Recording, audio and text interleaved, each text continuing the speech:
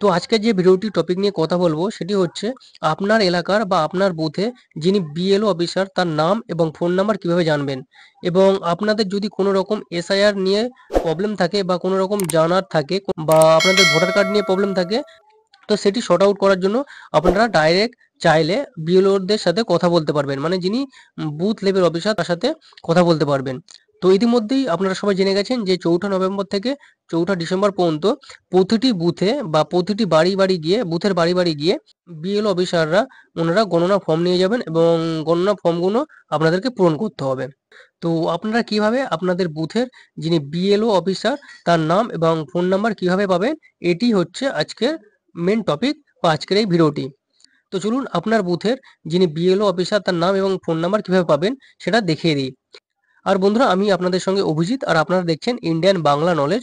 বন্ধুরা, এই চ্যানেলটা আপনাদেরই, সুতরাং এই চ্যানেলটিকে সাবস্ক্রাইব করে আগে নিয়ে যেতে সাহায্য করুন। তো এটি করার জন্য আপনারা যে কোনো ব্রাউজার ওপেন করবে, আমি এখান থেকে ক্রোম ব্রাউজারটি ওপেন করে নিলাম এবং এই যে সাইটটা দেখতে পাচ্ছ সিইও ওয়েস্ট বেঙ্গল .wb.gov.in এই ওয়েবসাইটে আসতে হবে।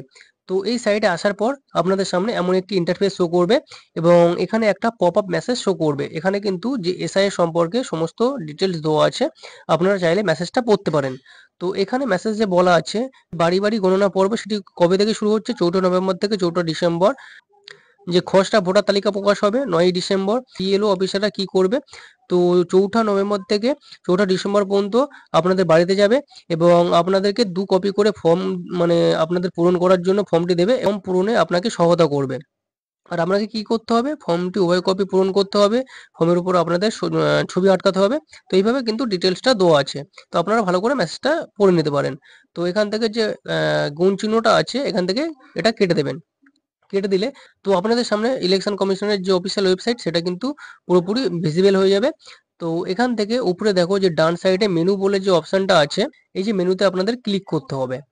তো আপনাদের সামনে পরবর্তী পেজ ওপেন হবে এবং অ্যাডমিনিস্ট্রেটিভ সেটআপে দেখো নিচে অপশন আছে বিএলওএস, এই অপশনে তোমাদের ক্লিক করতে হবে।